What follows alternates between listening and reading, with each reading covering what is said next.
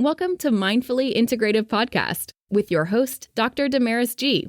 Mindfully Integrative is a podcast discussing ways toward mindfully incorporating integrative health into our lives. This podcast will have informative resources, fun topics, interviews, and discussions relatable for today with a true mindful perspective in a mind-body, holistic life approach. Hi, how are you? This is the Mindfully Integrative Show, and this is Damaris Grossman. And today we have an amazing mindful chat with Aaron Johnson.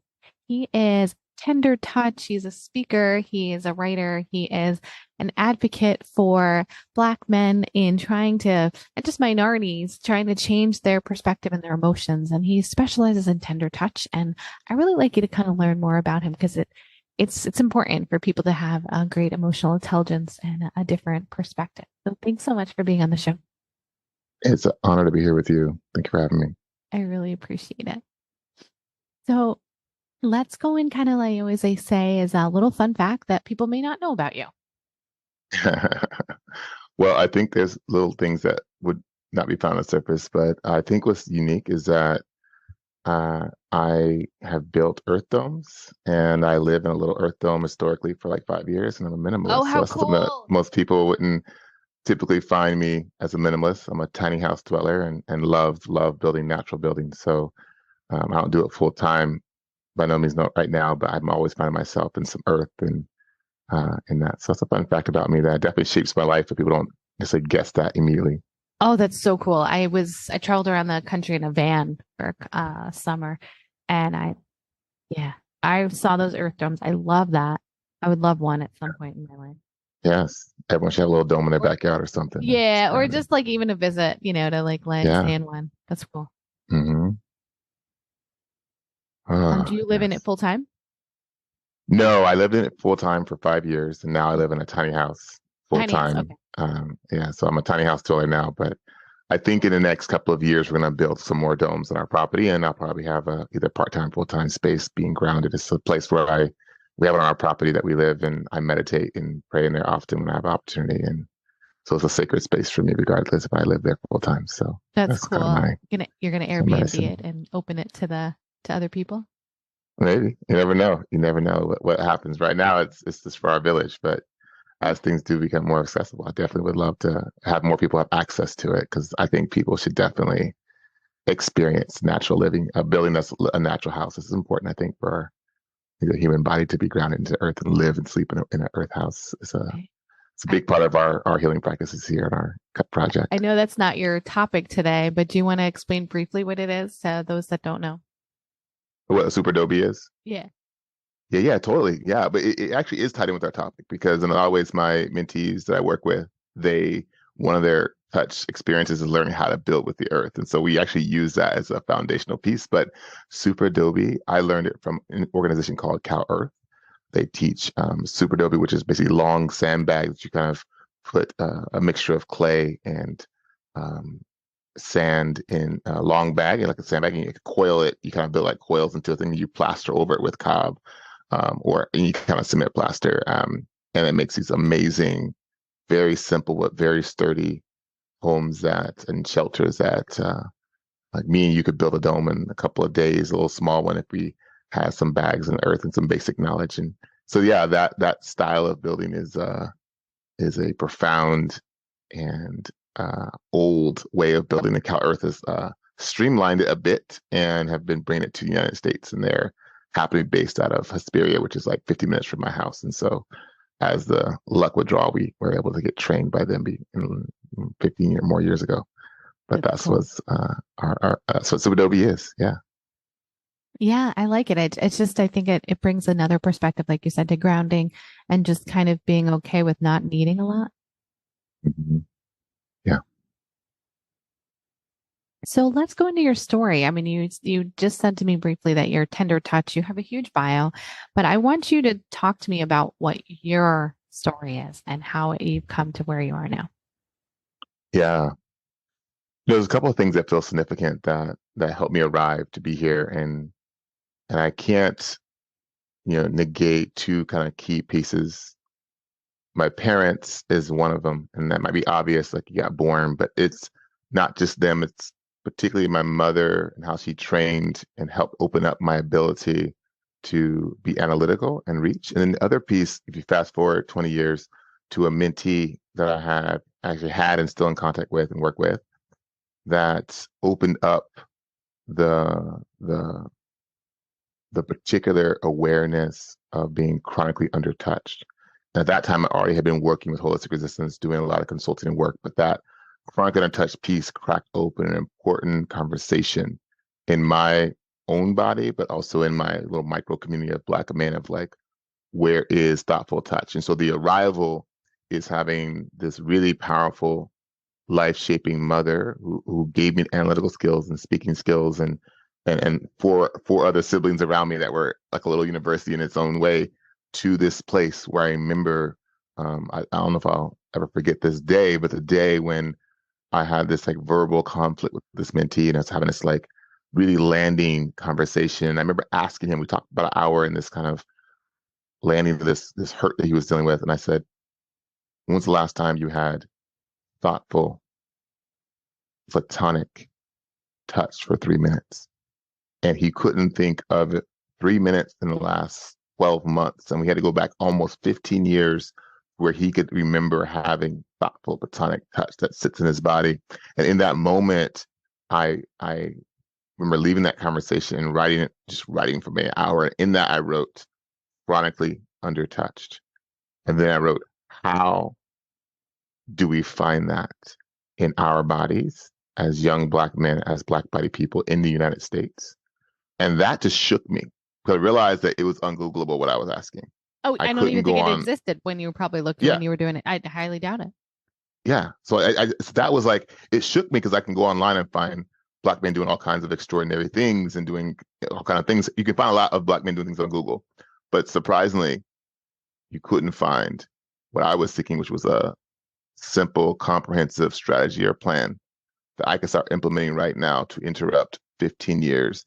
And the words I would use now is being chronically undertouched. And that's how I arrived to, now at the time I did have a critical mass of folks that worked with me with holistic resistance, which helped me have healers and people thinking with me, but I didn't have the CUT project born yet. And so the CUT project, the Chronically UnderTouched Project, really bring to life this thing that felt ambitious outside of my reach.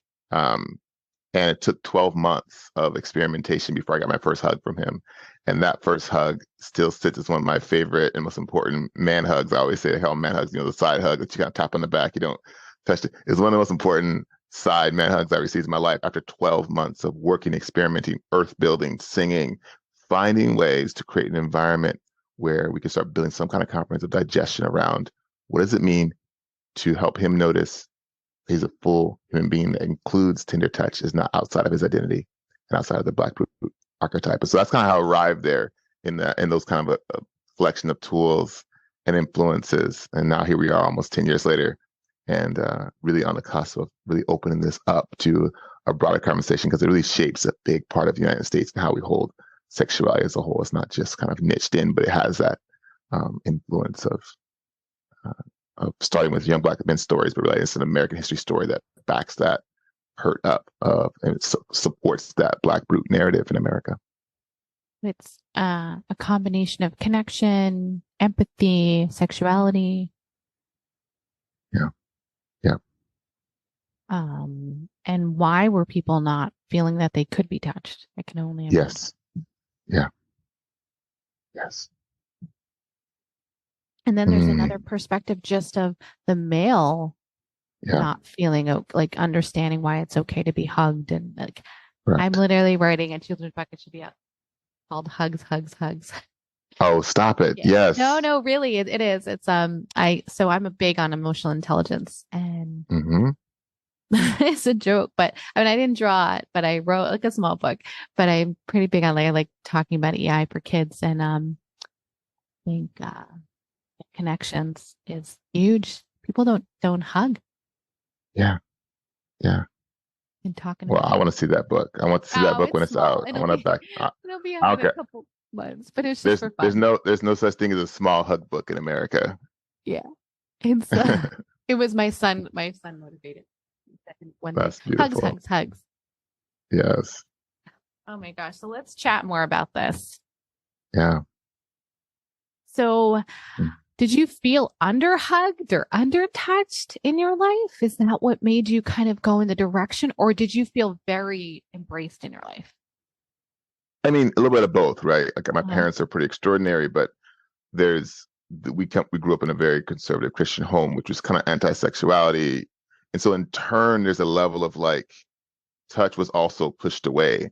Mm. As I got older, yes, I definitely consider myself being chronically underheld, undertouched, under even exposed to what's possible for Black male bodies. Um, I grew up in the 90s, and so most of my articulation of Black maleness, even though we didn't watch a lot of television, was like Mike Tyson, Mhm. Michael Jordan. These were the biggest iconic Black male bodies that I saw, and so there was no tenderness in their energy. And I know I had men like my father and other folks around me, but I never saw my dad. I saw my dad cry one time in my entire life. He's passed away in 2010. So out of 30 years of my life, I saw him cry once, and it was barely. And we had a lot of pain in our family as far as he's a pastor and he worked with a lot of folks in death. He did a lot of funerals, but he never showed emotion. So Mm. it was a combination of not only was I undertouched, but I was undermodeled tenderness, vulnerability in that way. I have this kind of model, like a lot of men, and particularly Black men, have held is like we don't have any kind of space for tenderness and grief to expose to come through without our entire identity being questioned or dismantled. Now, this is evolving differently in the last, say, 10 years, but we're going back 20 years. This is Yeah. not a common conversation. And I still think we have a long ways to go in this moment, but we've made some progress here. I just want to name that for me, I had been 3 years into my journey of just practicing tender platonic touch when this young mentee and I had this kind of aha moment conflict. And so Mm. I feel like I was in a healing out on a path of finding more balance at that point. So I could even have the awareness of what was probably the problem with our conflict, or a big piece of it. And so for me, I was already on a personal journey. This is me and like three other people kind of working on my touch plan and building out practices. I didn't have any vocabulary or practices or curriculum around it that wasn't in place. It was just me and my personal stuff. So when he had this like big moment, that's when I started to realize like this is a major problem. And I need to figure out like I started to kind of look around outside of my own healing practice and said, oh snap, this is a, a countrywide issue that is responsible for probably more violence, more mental health crisis, and it's actually accessible. And then I started looking back a little more and realized, oh snap, there was this narrative in back in the day around lynching and around like Black brute narratives where this is all put into our culture that I'm starting to see as I started researching more. But before I got all that information, I was like, this is intense. Like I didn't know how untouchable I was until I started seeking out tender, safe places. And I was like, oh snap, this is not near as simple as it should be for a human being that's reaching for deep connection and platonic, thoughtful touch. So that's when it was like that kind of it was true in my body, but it was a lineage. I talked to my grandpa who's 95, he died at 96. Like he starts talking about his lineage of how he experienced the world 90 years ago. Like that starts to really give me context of what was going on in Oklahoma or what's going on in Castor, Louisiana in that time. So I started getting a clear, brutal picture of that. My undertouched narrative wasn't just a singular experience. It was historical and it was global and it was currently being cultivated by mainstream culture. And that was like, oh snap, I could feel it, but now I can really see it. How long do you think it took to get? I mean, you said that one individual was 12 months, but when you're working with yourself or others to really get to that point where they feel safe? Oh, it could be 5 minutes in 5 years. I mean, in essence, like it helps when you have a critical mass of other folks that are modeling it. I think one on one, it's art. It depends on like how deep their trauma story is, and it's also Totally.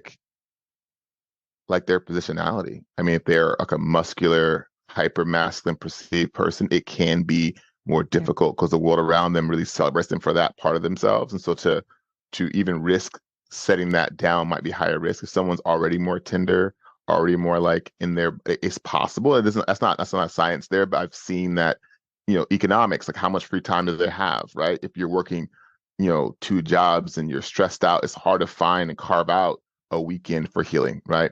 And so economics have a role in it. If you're fighting any kind of addiction, sometimes when you're chronic touch and you're just chronic, you might be fighting some addiction. So that have a factor, and it could be like a kind of the popular like food or alcohol addiction, but it could be also like digital addiction or anything else, or some other imagery that you're consuming that's like trying to supplement that part of yourself that's not being nourished. So for me, all those factors can play a role. And I say that, and I've said with folks that it's gonna take years. And in 5 minutes, we're holding hands and tracking each other and holding. And I'm like, this shouldn't be happening, but it's happening because they're able to trust the moment my personality reached for them. And then some folks, I'm like, oh, this is gonna be easy. We're gonna drop in.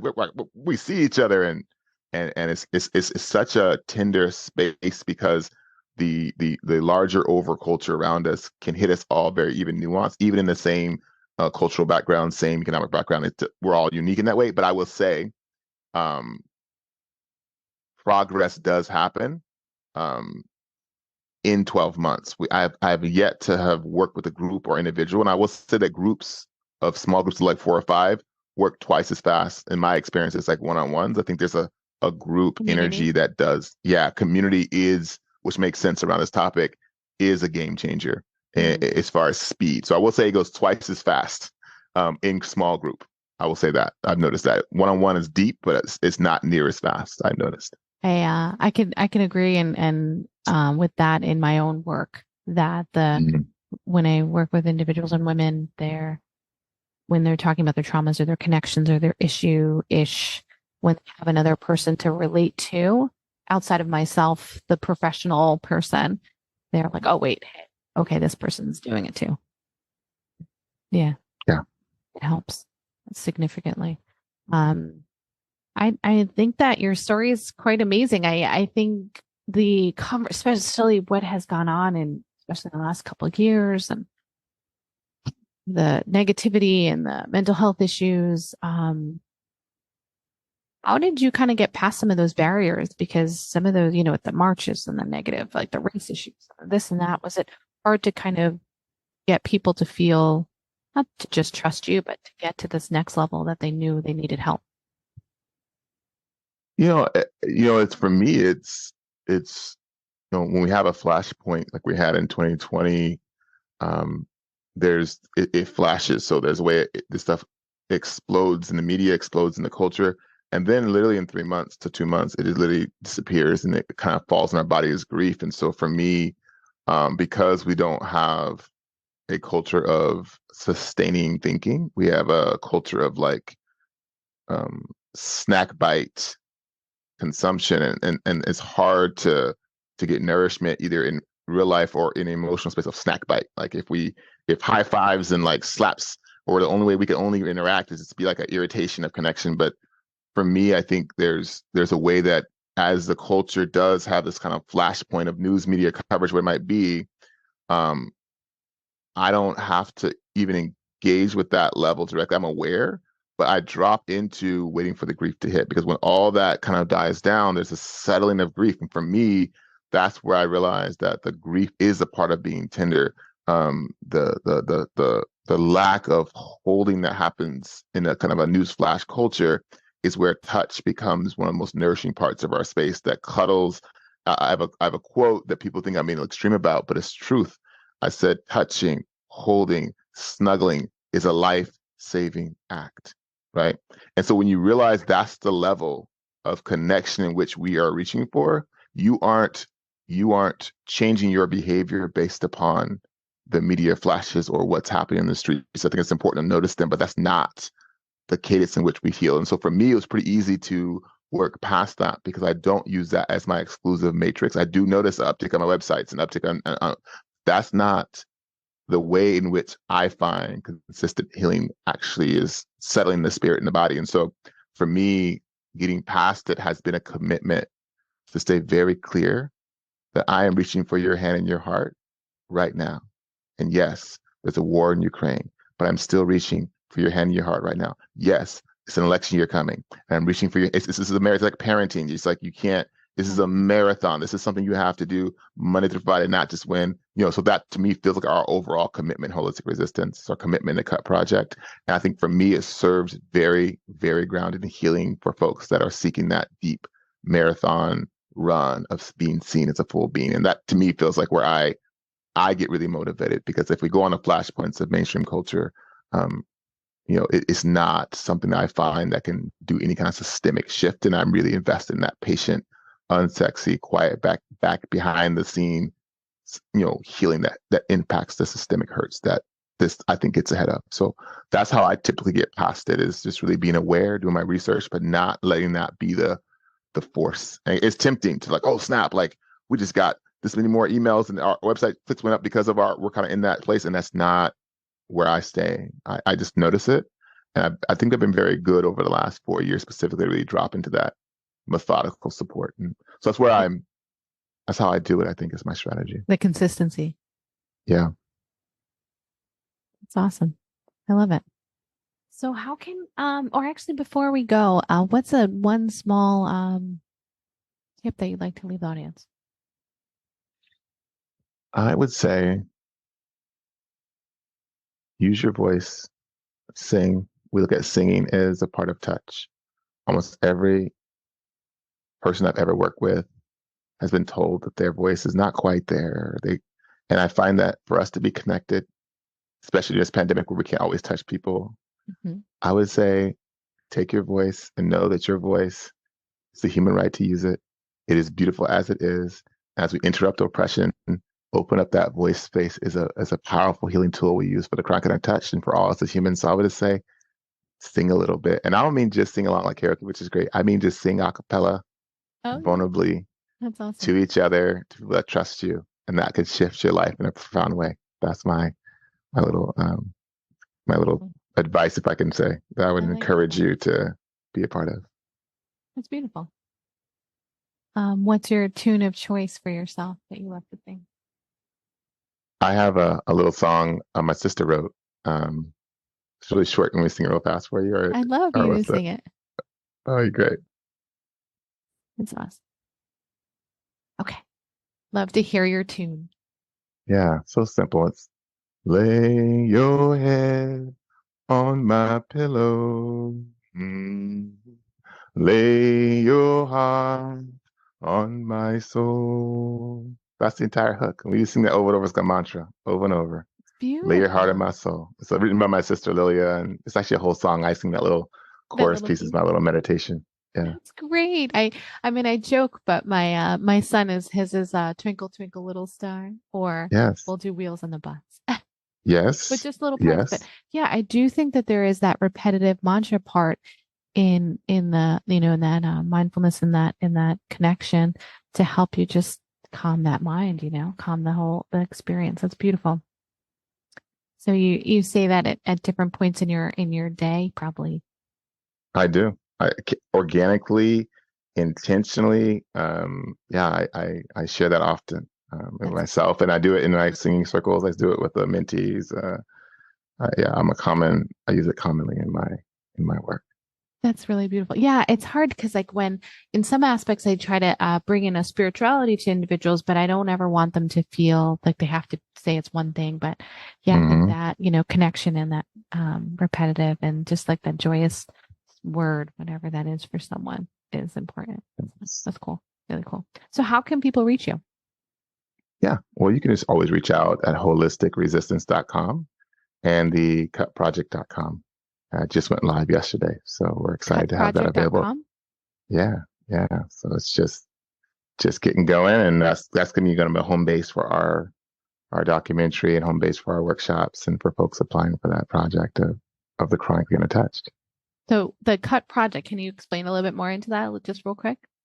Yeah, well, Cut Project is the Chronically UnderTouched, which is we use Cut for short because Googling chronicallyundertouched.com is a little more complicated than doing Cut. So Cut is short for Chronically UnderTouched. Gotcha. And the Cut Project is the project about the Chronically UnderTouched. And so we kind of just hold that as a container for us to really center that collective hurt that we're trying to interrupt. There's definitely a play on words on that, because you think cut could be placed in but really opening up, individuals. Exactly. It's a powerful little momentum we're getting here. And I appreciate y'all's audience and you all thinking about it with us. Yeah, no, thank you so much for being on the show and taking the time and for giving your love and energy to those that are listening. So I know someone needs to hear your voice. So good to hear them reaching, because I can feel it already. I've been amazed how people are reaching out and saying, hey, have a brother, myself, or I want to support, I want to become a touch specialist and touch activist with you. And so it's really, really appreciate all the ways that people are supporting this project. That's great. Well, it was a pleasure having you on, and thank you again. Thank you. And thank you guys for listening in to the Mindfully Integrative Show, and make sure you find a mindful way each and every day. Thank you for listening to the Mindfully Integrative Show with Dr. Damaris Maria Grossman, family nurse practitioner. This podcast is for informational and educational purposes only and is not to substitute for professional medical advice, diagnose, or treat. Always consult your healthcare provider before making changes to your healthcare routine. Make sure to subscribe so you don't miss an episode. If you enjoyed our show, please support us by leaving a mindful review on Apple Podcasts or your favorite streaming platform. Interested in being a guest or more information? Email us at info@mindfullyintegrative.com. For resources mentioned in the show, visit our website at www.mindfullyintegrative.com. You can also connect mindfully with Dr. Damaris on her social media links found on the site. May your strength and peace guide you to find a mindful way every day. Namaste.